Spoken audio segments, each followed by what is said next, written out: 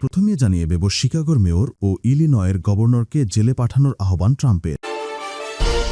তারপর জানিয়ে দেব আফগানিস্তানের বাগরাম ঘাঁটি ইস্যুতে ট্রাম্পের বিরুদ্ধে রাশিয়া, চীন, ভারত ও পাকিস্তান। এখন জানিয়ে দেব ইসরায়েলি মন্ত্রীর আল আকসা সফরের নিন্দা সৌদি আরবের। এবং সর্বশেষ জানিয়ে দেব হামাস শান্তির প্রতি স্পষ্ট অঙ্গীকার দেখিয়েছে এরদোগান। দর্শক, এতক্ষণ শুনছিলেন সংবাদ শিরোনাম, এখন বিস্তারিত জানার আগে আপনি যদি আমাদের চ্যানেলে নতুন এসে থাকেন তাহলে অবশ্যই চ্যানেলটিকে সাবস্ক্রাইব করুন, আর আপনি এই ভিডিওটি দেশের কোন জায়গা থেকে দেখছেন তা কমেন্ট করুন। শিকাগোর মেয়র ও ইলিনয়ের গভর্নরকে জেলে পাঠানোর আহ্বান ট্রাম্পের। যুক্তরাষ্ট্রের প্রেসিডেন্ট ডোনাল্ড ট্রাম্প বুধবার শিকাগোর মেয়র এবং ইলিনয়ের গভর্নরকে জেলে পাঠানোর আহ্বান জানিয়েছেন। ট্রাম্পের এই আহ্বান এসেছে তার অভিবাসন নীতি কঠোরভাবে বাস্তবায়নের বিরুদ্ধে থাকা দুই প্রভাবশালী প্রতিপক্ষকে লক্ষ্য করে। এদিকে আরেকজন রাজনৈতিক প্রতিপক্ষ, সাবেক এফবিআই পরিচালক জেমস কোমি, ক্রিমিনাল অভিযোগের মুখোমুখি হওয়ার জন্য আদালতে হাজির হচ্ছেন। তবে এটি ব্যাপক সমালোচনার মুখে অতি সামান্য হিসেবে বিবেচিত হচ্ছে। 2015 সালে রাজনীতিতে প্রবেশ করার পর থেকে ট্রাম্প প্রায়ই তার প্রতিপক্ষদের জেলে পাঠানোর কথা বলেছেন। তবে কোমিই প্রথম যিনি আসলেই বিচার প্রক্রিয়ার মুখোমুখি হচ্ছেন। ট্রাম্প তার সোশ্যাল মিডিয়া প্ল্যাটফর্মে আইস কর্মকর্তাদের সুরক্ষা দিতে ব্যর্থ হওয়ার জন্য শিকাগোর মেয়র ব্র্যান্ডন জনসন এবং ইলিনয়ের গভর্নর জেবি প্রিটজাককে জেলে পাঠানোর আহ্বান জানান। তিনি লিখেছেন, শিকাগোর মেয়র আইস কর্মকর্তাদের সুরক্ষা দিতে ব্যর্থ হওয়ায় জেলে থাকা উচিত। গভর্নর প্রিটজাকও। এদিকে শত শত টেক্সাস ন্যাশনাল গার্ডের সৈন্য শিকাগোর বাইরে একটি আর্মি সুবিধায় একত্রিত হয়েছেন। এটি প্রিটজাক, জনসন এবং রাজ্যের অন্যান্য ডেমোক্র্যাট নেতাদের আপত্তির মুখে হয়েছে। ট্রাম্প আরও কিছু মার্কিন শহরে সেনা মোতায়েনের হুমকি দিয়েছেন। আফগানিস্তানের বাগরাম ঘাঁটি ইস্যুতে ট্রাম্পের বিরুদ্ধে রাশিয়া, চীন, ভারত ও পাকিস্তান। আফগানিস্তানের বাগরাম বিমান ঘাঁটি নেওয়ার জন্য চাপ সৃষ্টি করেছেন মার্কিন প্রেসিডেন্ট ডোনাল্ড ট্রাম্প। সেই প্রচেষ্টার বিরোধিতায় আফগানিস্তানের পাশে দাঁড়াল ভারত। শুধু ভারতই নয়, এ বিষয়ে ট্রাম্পের বিরোধিতা করে আফগানিস্তানের পাশে দাঁড়িয়েছে চীন, পাকিস্তান ও রাশিয়া। তাদের সঙ্গে ভারতও একই পংক্তিতে বসল। আন্তর্জাতিক ও আঞ্চলিক কোনো বিষয়ে চীন, পাকিস্তান ও রাশিয়ার সঙ্গে ভারতের সহমত হওয়ার এমন দৃষ্টান্ত বিরল। ভারত এই ভূমিকা নিল এমন সময় যখন তালেবান শাসিত আফগানিস্তানের পররাষ্ট্রমন্ত্রী আমির খান মুত্তাকি সরকারি সফরে নয়াদিল্লিতে আসছেন। আফগানিস্তানের রাজনৈতিক দখল নেওয়ার পর এই প্রথম সে দেশের কোনো মন্ত্রী ভারত সফরে আসছেন। অথচ লক্ষণীয়, আফগানিস্তানে তালেবান সরকারকে ভারত এখনও আনুষ্ঠানিক স্বীকৃতি দেয়নি। মুত্তাকি ভারতে আসছেন আগামীকাল বৃহস্পতিবার। জাতিসংঘের নিরাপত্তা পরিষদ তাকে ভারত সফরে অনুমতি দিয়েছে। আফগান মন্ত্রীদের বিদেশ সফরের উপর জাতিসংঘের যে নিষেধাজ্ঞা ছিল, আপাতত তাতে কিছুটা ছাড় দেওয়া হয়েছে। 9 থেকে 16 অক্টোবর পর্যন্ত মুত্তাকি ভারতে থাকবেন। চীন, পাকিস্তান ও রাশিয়ার সঙ্গে ভারত একযোগে ট্রাম্পের বিরোধিতা করে আফগানিস্তানের পাশে দাঁড়িয়েছে গত মঙ্গলবার মস্কো ফরম্যাট কনসালটেশনের 7ম বৈঠকে। মস্কোতেই বৈঠক হয়। রাতে ওই বৈঠকে গৃহীত এক যৌথ বিবৃতিতে বাগরাম বিমান ঘাঁটির নাম না করে বলা হয়েছে, আফগানিস্তান ও তার প্রতিবেশী দেশগুলোয় যারা সামরিক অবকাঠামো খাড়া করতে চায় তাদের সেই উদ্যোগ সমর্থনযোগ্য নয়, কারণ ওই উদ্যোগ আঞ্চলিক শান্তি ও স্থিতিশীলতার পরিপন্থী। কিছুদিন আগে বাগরাম বিমান ঘাঁটি তাদের হাতে তুলে দেওয়ার দাবি জানিয়েছিলেন প্রেসিডেন্ট ট্রাম্প। 5 বছর আগে আফগানিস্তান থেকে সেনা প্রত্যাহারের সিদ্ধান্ত নেয় যুক্তরাষ্ট্র। এই নিয়ে দুই দেশের চুক্তিও হয়েছিল। এরপর হঠাৎ বাগরামের দাবি জানানো গোটা বিশ্বকেই বিস্মিত করেছে। আফগানিস্তানের তালেবান সরকার যদিও তৎক্ষণাৎ সেই দাবি নাকচ করে দিয়েছে। ট্রাম্পের দাবি উড়িয়ে দেওয়ার পর আফগানিস্তান মস্কো বৈঠকে যোগ দেয়। সদস্য দেশ হিসাবে এই প্রথম তাদের যোগদান। সে দেশের প্রতিনিধিত্ব করেছিলেন পররাষ্ট্রমন্ত্রী মুত্তাকি। আফগানিস্তান, পাকিস্তান, ভারত, চীন ও রাশিয়া ছাড়াও ওই বৈঠকে যোগ দিয়েছিলেন ইরান, কাজাকিস্তান, কিরগিস্তান, তাজিকিস্তান ও উজবেকিস্তানের বিশেষ প্রতিনিধি ও শীর্ষ সরকারি কর্তারা। বেলারুশের প্রতিনিধিও বৈঠকে অংশ নিয়েছিলেন আমন্ত্রিত অতিথি হিসাবে। দাবি অগ্রাহ্য করার পরেও ট্রাম্প নানাভাবে চাপ সৃষ্টি করে চলেছেন। গত 8 সেপ্টেম্বর যুক্তরাজ্যের প্রধানমন্ত্রী কিয়ার স্টারমারের সঙ্গে বৈঠকের পর একটি সাংবাদিক সম্মেলনে ট্রাম্প বলেন তার সরকার বাগরাম ফেরত পেতে চেষ্টা চালাচ্ছে।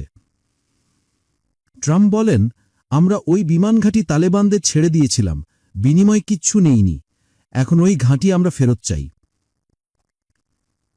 ওই সাংবাদিক সম্মেলনে দুদিন পর নিজ মালিকানাধীন সামাজিক যোগাযোগ মাধ্যম ট্রুথ সোশ্যালে ট্রাম্প লিখেছেন, বাগরাম বিমান ঘাঁটি যারা তৈরি করেছে তাদের যদি আফগানিস্তান সেটি ফেরত না দেয় তাহলে পরিণতি মারাত্মক হবে। আফগানিস্তান তা সত্ত্বেও যুক্তরাষ্ট্রের দাবি অগ্রাহ্য করেছে। সে দেশের প্রধান মুখপত্র জাবিহুল্লাহ মুজাহিদ জানিয়ে দেন, কোনো পরিস্থিতিতেই আফগানরা তাদের জমি অন্য কাউকে হস্তান্তর করবে না। মুত্তাকির সফর শুরুর ঠিক আগে ভারতের এই ভূমিকা যথেষ্ট তাৎপর্যপূর্ণ। তালেবান নেতৃত্বাধীন আফগান সরকারের সঙ্গে ভারত সরকারি কর্মচারী পর্যায়ে যোগাযোগ রেখে চলেছিল। দুবাই ও কাতারের রাজধানী দোহায় তালেবান নেতৃত্বের সঙ্গে ভারতের পররাষ্ট্র সচিব বিক্রম মিশ্র সহ অন্যান্য সরকারি কর্তার একাধিক বৈঠকও হয়েছে। আনুষ্ঠানিক স্বীকৃতি না দিলেও আফগান সরকারের সঙ্গে ভারতের সম্পর্ক উত্তরোত্তর ভালো হচ্ছে। সাম্প্রতিক ভূমিকম্পের পর ভারত সে দেশে ত্রাণ পাঠায়। পহেলগাম হত্যাকাণ্ডের পর আফগানিস্তান সন্ত্রাসবাদের নিন্দা করে বিবৃতি দিয়েছিল। অপারেশন সিঁদুরের পর 15 মে মুত্তাকির সঙ্গে প্রথম কথা হয় ভারতের পররাষ্ট্রমন্ত্রী এস জয়শঙ্করের। 2021 সালের পর এটাই ছিল দুই দেশের মন্ত্রী পর্যায়ের প্রথম আলোচনা। ওই আলাপচারিতায় জয়শঙ্কর ভারত ও আফগান জনগণের ঐতিহ্যগত বন্ধুত্বের উল্লেখ করেছিলেন। পাকিস্তানের সঙ্গে ভারতের সম্পর্ক যত খারাপ হচ্ছে, নয়াদিল্লি ততই কাবুলের কাছে আসার চেষ্টা চালাচ্ছে। যুক্তরাষ্ট্রের সঙ্গে শুল্কযুদ্ধের অবসান এখনও হয়নি। বাণিজ্য চুক্তি নিয়ে আলোচনা এখনও অব্যাহত। বিভিন্ন বিষয়ে ভারতের বিরোধিতাচরণের নীতি থেকে প্রেসিডেন্ট ট্রাম্প এখনও সরে আসেননি।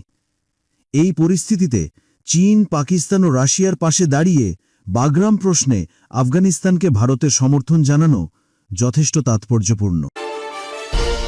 ইসরায়েলি মন্ত্রীর আলাক্সা সফরে নিন্দা সৌদি আরবের।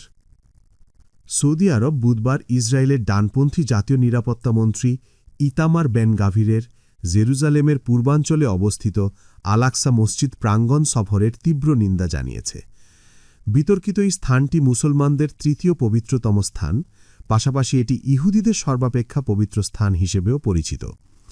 রিয়াদ পররাষ্ট্র মন্ত্রণালয়ের এক বিবৃতিতে বলেছে, সৌদি আরব ইসরায়েলি কর্মকর্তারা ও দখলদার বাহিনীর সুরক্ষায় বসতি স্থাপনকারীদের দ্বারা আলাক্সা মসজিদ প্রাঙ্গণ দখল প্রচেষ্টার কঠোর নিন্দা জানায় এবং আলাক্সার পবিত্রতার ওপর নিরবচ্ছিন্ন হামলার তীব্র প্রতিবাদ পুনর্ব্যক্ত করে। ইসরায়েলের কট্টরপন্থী জাতীয় নিরাপত্তা মন্ত্রী ইতামার বেন গাভির বুধবার জেরুজালেমের আল-আকসা প্রাঙ্গণে গিয়ে প্রার্থনা করেছেন এবং গাজায় হামাসের বিরুদ্ধে প্রধানমন্ত্রী বেঞ্জামিন নেতানিয়াহুকে সম্পূর্ণ বিজয় ঘোষণার আহ্বান জানিয়েছেন। একটি ভিডিও ফুটেজে বুধবার বেন গাভির বলেন, 2023 সালের 7 অক্টোবরের হামলার 2 বছর পার হওয়ার পর ইহুদিদের কাছে টেম্পল মাউন্ট এবং মুসলমানদের কাছে হারাম আল শরীফ হিসাবে পরিচিত এই প্রাঙ্গণে ইসরায়েল জয়লাভ করছে। তিনি বলেন, গাজার প্রতিটি বাড়িতে টেম্পল মাউন্টের ছবি আছে এবং এই 2 বছর পরে আমরা টেম্পল মাউন্টে জয়লাভ করছি, আমরা টেম্পল মাউন্টের মালিক। দ্বিতীয় একটি ভিডিওতে তাকে আল-আকসা প্রাঙ্গণে প্রার্থনা করতে দেখা যায়, যা দীর্ঘদিন ধরে চলমান নিয়মের বিরুদ্ধে এটি নতুন চ্যালেঞ্জ হিসেবে দেখা হচ্ছে। ওই নিয়ম অনুযায়ী আল-আকসা প্রাঙ্গণে মুসলিমরা উপাসনা করতে পারবেন, তবে ইহুদিরা সেখানে যেতে পারেন কিন্তু প্রার্থনা করতে পারেন না। আল-আকসা প্রাঙ্গণটি জর্ডানের একটি ধর্মীয় প্রতিষ্ঠান দ্বারা পরিচালিত হয়। হামাস শান্তির প্রতি স্পষ্ট অঙ্গীকার দেখিয়েছে এরদোগান। তুরস্কের প্রেসিডেন্ট রিসেপ তাইয়েব এরদোগান বলেছেন, ডোনাল্ড ট্রাম্পের শান্তি প্রস্তাবে ইতিবাচক সাড়া দিয়ে হামাস তাদের শান্তির প্রতি স্পষ্ট অঙ্গীকার প্রদর্শন করেছে। বুধবার ৮ অক্টোবর এক প্রতিবেদনে এ খবর দিয়েছে টাইমস অব ইসরায়েল। আনকারায় ক্ষমতাসীন একে পার্টির সদস্যদের উদ্দেশ্যে ভাষণে এরদোয়ান বলেন, শারম আল শেখে চলমান আলোচনা অত্যন্ত গুরুত্বপূর্ণ। আমরা ভালো খবর পাবার আশায় আছি। হামাসের ঘনিষ্ঠ সমর্থক এবং বৈশ্বিক পরিসরে ইসরায়েল বিরোধী কণ্ঠ হিসেবে পরিচিত এরদোগান বলেন, ট্রাম্পের প্রস্তাব ইসরায়েলের পক্ষে অতিরিক্ত পক্ষপাতদুষ্ট। তার ভাষায়, শান্তি কোনো এক পক্ষের ডানায় ভর করে উঠতে পারে না। শুধুমাত্র হামাস এবং ফিলিস্তিনিদের উপর শান্তির বোঝা চাপিয়ে দেওয়ায় ন্যায়সঙ্গত, সঠিক নয়, বাস্তবসম্মত নয়। অস্ত্রবিরতি এবং ন্যায্য শান্তি সবচেয়ে যুক্তিসঙ্গত পথ। এরদোগান আরও বলেন, ইসরায়েলের আগ্রাসনই বর্তমানে শান্তির পথে সবচেয়ে বড় বাধা। ইসরায়েলকে নাৎসিদের চেয়েও নৃশংস বলে অভিযুক্ত করেন। এরদোগানের ভাষায়, গত 2 বছরে ইসরায়েল গণকাণ্ডের ক্ষেত্রে এমন সীমা অতিক্রম করেছে যা হিটলারও করেননি। এদিকে আল আরাবিয়ার প্রতিবেদনে বলা হয়েছে, মঙ্গলবার আজরবাইজান সফর শেষে দেশে ফেরার পথে সাংবাদিকদের সঙ্গে আলাপকালে এরদোগান আরও জানান, যুক্তরাষ্ট্রের প্রেসিডেন্ট ডোনাল্ড ট্রাম্প তাকে অনুরোধ করেছেন হামাসকে শান্তি পরিকল্পনায় রাজি করাতে। এরদোগান বলেন, আমাদের অগ্রাধিকার এখন তাৎক্ষণিক ও স্থায়ী অস্ত্রবিরতি। তিনি আরও জানান, হামাস শান্তি এবং পরবর্তী আলোচনার জন্য প্রস্তুত রয়েছে। তুর্কি প্রেসিডেন্ট জোর দিয়ে বলেন, তুরস্ক ফিলিস্তিন ইস্যুতে সর্বদাই দৃঢ়ভাবস্থানে রয়েছে এবং বহু বছর ধরে এই রক্তপাত বন্ধ এবং নির্যাতিত জনগণের নিরাপত্তা নিশ্চিত করতে কাজ করে চলেছে। এরদোগানের ভাষায়, সমগ্র ফিলিস্তিন জানে তুরস্ক ফিলিস্তিনের স্বার্থ রক্ষা করে। আমরা নির্যাতিত ফিলিস্তিনিদের অধিকারকে নিজেদের অধিকার হিসেবে দেখি এবং সেভাবেই তা রক্ষা করি।